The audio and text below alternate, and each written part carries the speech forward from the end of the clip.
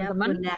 kita kenal aroma. Aroma itu segala sesuatu yang memberikan nuansa pada udara di sekitar kita. Jadi udara itu lalu lewat, tapi kadang dia ada bisa dikenali, diidentifikasi, diberi label karena ada muatan pada udara yang ada di sekitar kita.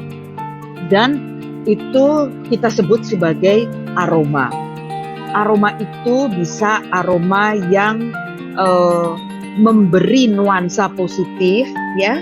Jadi kita mencari untuk memiliki lagi aroma itu, ataupun aroma yang memberikan nuansa negatif. Artinya kita menghindari aroma tersebut, ya. Nah, itu aroma yang ada di sekitar kita, classmates, ya. Aroma itu masuk ke udara yang ada di hidungnya kita, dan kemudian di atas rongga hidungnya kita yang bertemu dengan ruangan dari mulut kita. Jadi dia dari mulut kita langit-langit ke belakang tuh, ya, ke anak tekak namanya, ya, yang kita sering lihat ada kecil di belakang mulut orang kalau dibuka tuh, ya, ada yang menggantung. Itu kita sebut dengan anak tekak atau nama latinnya uvula. Nah, itu dari situ udara juga bisa masuk, dan udara itu biasanya kan kalau kita hirup kita mau masukkannya ke dalam rongga tubuh, terutama ke paru-paru. Tapi namanya udara, dia akan mengisi semua rongga. Nah, jadi dia juga akan mengisi rongga-rongga ke atas. Makanya 2 minggu lalu yang tadi Suci sempat sebut tuh, bahwa kita memproduksi suara itu bermain juga dengan udara. Dan saya sangat-sangat menganjurkan classmates semuanya untuk bermain dengan suara menggunakan udara yang ada di rongga dari leher ke tubuh kita. Tidak menggunakan udara yang ada dari rongga mulut ke atas, ke arah hidung ataupun kepala, ya. Di sana juga ada rongga-rongga yang berisi udara soalnya. Nah, salah satunya ini. Kalau lihat di gambar yang tengah-tengah, ya, ada hidung, ada mulut, ya. Itu ada garis-garisnya. Nah, udara yang masuk itu bersama dengan partikel-partikel yang bisa ditandai aromanya ikut masuk. Maka kadang-kadang kita tarik napas dari mulut nih. Tapi sepertinya ada aroma yang bisa kita kenali. Atau kalau kita pakai kata bau, ya, ada bau yang juga bisa masuk. Itu karena si udara juga lewat belakang hidung, ya, dari balik langit-langit kita, masuk juga ke ujung-ujung saraf yang adanya di hidung kita. Jadi kalau udah masuk rongga hidung terus gitu, ya, nanti ketemu tuh di belakangnya hidung, di belakang. Jadi wajah kita di belakangnya. Nah, selain aroma yang kita hidu, ya, namanya kan hidung, ya, jadi itu namanya kita hidu. Kita juga punya pengenalan melalui lidah. Kalau lidah ini namanya kita cecap, ya. Makanya namanya pengecapan. Lewat pencecapan ini, di situ juga ada ujung-ujung saraf yang bisa membuat kita mengenali rasa. Dan rasa itu beda-beda. Ada yang kita rasa lewat ujung lidah, ada yang samping kiri kanan lidah, dan ada yang bagian belakang. Di situ ada yang buat manis, ada yang buat pahit, ada yang buat asam, ya. Dan ada juga buat rasa yang tertentu yang sekarang ini diberi label dari bahasa Jepang, ya. Nah, teman-teman, semua yang datang dari ujung saraf, dari olfaktori atau aroma di belakang hidung kita, serta yang datang dari lidah-lidah kita ini, itu ditangkap dan dikirim ke otaknya kita. Nah, waktu dia dikirim ke otak kita, tempatnya, posisinya itu berdekatan. Maka itu dari aroma dan pengecapan akan memberikan sensasi yang mirip-mirip. Serunya adalah kedua sensor ini posisinya di otak itu berdekatan dengan pusat limbik atau emosi. Limbik atau emosi. Nah, mungkin Suci bisa bantu saya juga dengan memperlihatkan slide berikutnya. Di halaman berikutnya, ya. Nih, ya. Jadi kalau ini otaknya kita, ya, sekarang ini disuruh lihatnya dari bawah nih, seolah-olah dari dagu kita nih di senternya. Itu nampaknya jadi yang seperti gambaran di kanan atas yang agak coklat-coklat gitu. Jadi itu dilihatnya ditembak dari bawah kelihatan. Maka teman-teman bisa dilihat bahwa ujung-ujung saraf yang menerima informasi dari penghidu dan pencecap ini, dia akan berkumpul dekat daerah limbik. Dan dekat dengan daerah limbik itu berarti dia dekat dengan area yang memberikan informasi dan memproses informasi emosi. Maka tadi kita ngomong yang aroma deh dulu ya. Kalau itu aroma kita terima, partikel udara ini ada imbuhan aroma yang memberikan rangsang positif, kita mencari, itu juga akan berhubungan dengan memori emosi yang bahagia, senang, damai, yang jenis-jenis gitu ya. Tapi ada aroma yang membuat kita timbul emosi kita muak, sebel gitu ya. Karena aromanya itu memang kita pengen tolak ya. Nah, itu baru si aroma, baru aromanya loh. Apalagi kalau kemudian aroma itu waktu masuk sekalian kita ada pengalaman. Saya punya pengalaman ketemu dengan sahabat yang menyenangkan, dengan sahabat yang pernah jalan-jalan bareng, dan kita pergi di alam terbuka. Aromanya tuh aroma rumput, embun.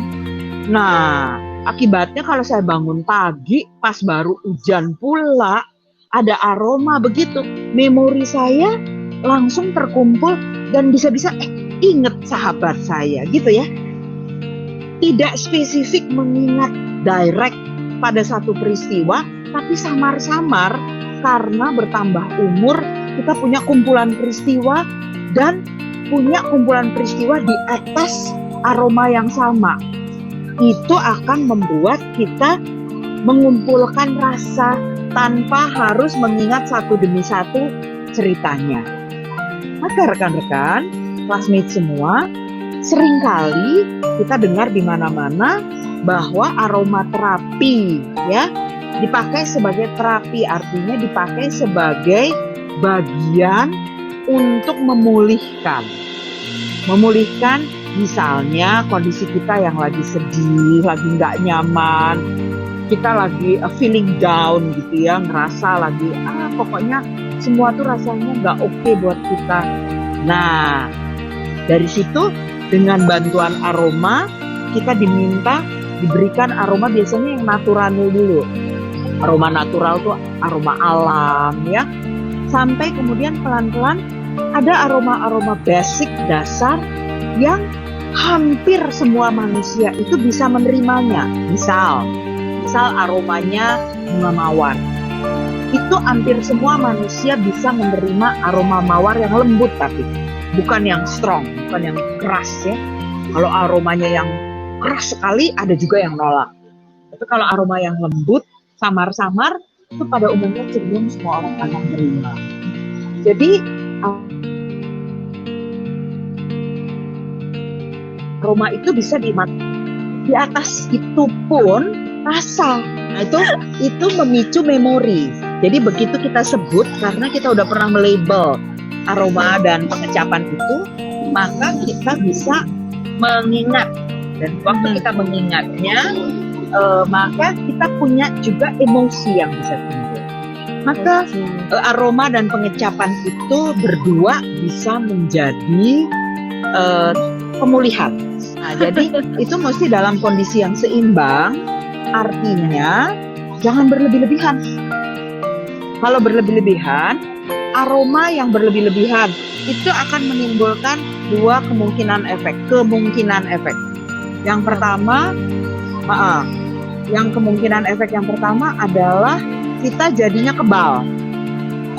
Kebal akhirnya efek pemulihan ataupun memori yang kita ingin munculkan untuk membantu kita itu nggak terjadi.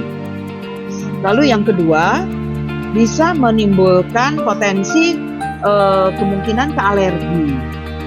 Jadi kalau kalau pada waktu kita menghidu, menerima aroma, lalu ada efek sepertinya ya, kita merasa ada gatel atau ada air mata ini jadinya berlebihan keluar, itu juga sebaiknya jangan dilanjutkan. Itu ada kemungkinan ya, ada kemungkinan loh. Jadi kita memang mesti memastikan itu nanti ke dokter. Tapi segala sesuatu yang berlebih-lebihan itu lebih punya efek yang nggak pas deh buat badan dibanding yang berganti-ganti, dinamis, bervariasi. Sangat dianjurkan sedini mungkin diperkenalkan dengan berbagai aroma dan rasa. Tapi perkenalannya pada bayi-bayi, terutama bayi, kalau untuk aroma itu bisa sedini mungkin. Tapi kalau untuk rasa itu kan awalnya pasti dari ASI ibunya dong. Betul. Nanti setelah MPASI umur 6 bulan baru dia diperkenalkan. Saya belum lama ini ikut dalam salah satu kegiatan online juga ya, dari dokter gizi buat anak dan dokter spesialis anak. Itu mereka bagus loh bilang bahwa untuk anak-anak itu perkenalan makanan jangan diganti-ganti jenis bahan dasarnya selama lebih kurang 3 hari. Supaya tapi dia nanti kenal kan betul berarti ya. iya, dan kita kenal responnya. Jadi misalnya nih kita mau kasih unsurnya ayam, kita kasih unsur ayam, tapi hari ini ayamnya dihancurkan, dicampurin sama buburnya dia gitu kan ya, dikasih aromanya lebih ke arah misalnya pakai kecap. Nanti yang hari berikutnya tanpa kecap, tapi masih tetap ayam yang sama kaldunya yang dimasukin di buburnya dia itu gitu loh. Jadi diperkenalkan bertahap supaya juga otaknya menerima memori rasa, itu nomor 1. Kedua, badannya dia, pencernaannya dia itu mengenali jenis makanan dasarnya, dan badan ini juga siap merespon.